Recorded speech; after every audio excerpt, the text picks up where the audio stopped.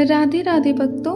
तो आज हम फिर आप लोगों के साथ एक और कथा लेकर जुड़ चुके हैं। आज की कथा रहने वाली है श्री कृष्ण के परम भक्त कौन थे।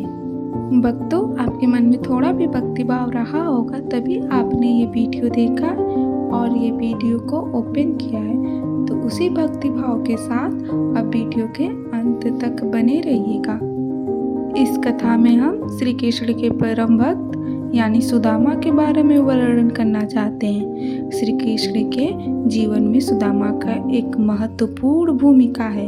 आज उसी भूमिका के बारे में हम आप लोगों को ज्ञात कराना चाहते हैं। जैसा कि आप लोगों को पता है कि श्री कृष्ण और सुदामा बचपन के परम मित्र थे। जब दोनों लोग बड़े हुए तो हमारे श्री कृष्ण द्वारिका के द्वारिकाधीश बन गए और सुदामा बहुत ही गरीब बन गए।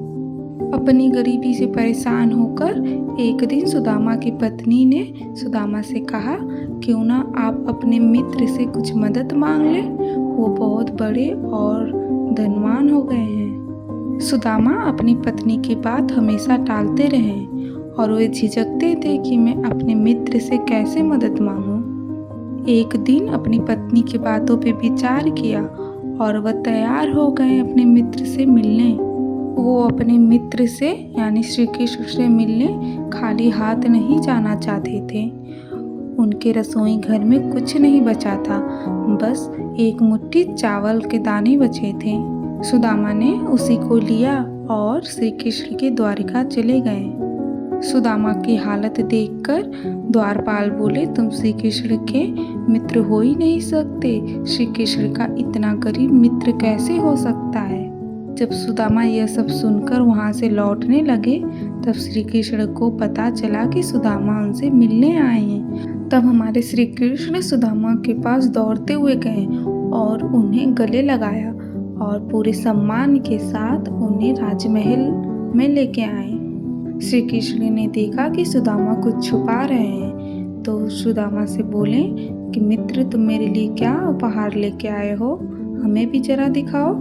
सुदामा को लज्जा आ रही थी। श्री कृष्ण का इतना बड़ा राजपाट देखकर उन्हें समझ में नहीं आ रहा था कि वो श्री कृष्ण को ये भेंट कैसे दे। तब श्री कृष्ण ने उनसे अपनी भेंट ली और देखा और उस चावल के दानों को खाकर ऐसा लग रहा था श्री कृष्ण कितने दिनों के भूखे थे, उनकी आत्मा तृप्त हो गई। श्री कृष्ण ने कहा कि भाभी का धन्यवाद करना जो उन्होंने मेरे लिए भेंट भेजा। सुदामा का सादर सत्कार करने के बाद सुदामा ने कहा कि मित्र, अब मुझे चलना चाहिए। सुदामा ने बिना मांगे कुछ वहां से चल पड़े और उन्हें ये समझ में नहीं आ रहा था कि मैं अपने पत्नी से क्या जवाब दूंगा कि मैंने श्री कृष्ण से कोई भेंट ले ही नहीं। जब वो अपने घर पहुंचे तो देखे उनकी झोपड़ी हट चुकी थी। वहां पे एक बड़ा महल बन गया था। उनकी पत्नी नए वस्त्र नए नए गहने पहन के बैठी थी। उनके घर में सारी सुविधाएं मौजूद थी। तब वो बोले, श्री कृष्ण बिना मांगे सब कुछ दे दिए मुझे। यह कथा हमें यह संदेश देती है कि सच्चा भक्त वही होता है जो भगवान से कुछ नहीं मांगता और सच्चा भगवान वही होता है जो बिना मांगे सब दे देता है। तो सभी भक्त प्रेम से बोलो राधे राधे। आशा करती हूँ कि आपको ये वीडियो पसंद आया होगा, तो चैनल को सब्सक्राइब, वीडियो को लाइक कर देना। मिलते हैं किसी और भी वीडियो के साथ, तब तक के लिए बाय बाय।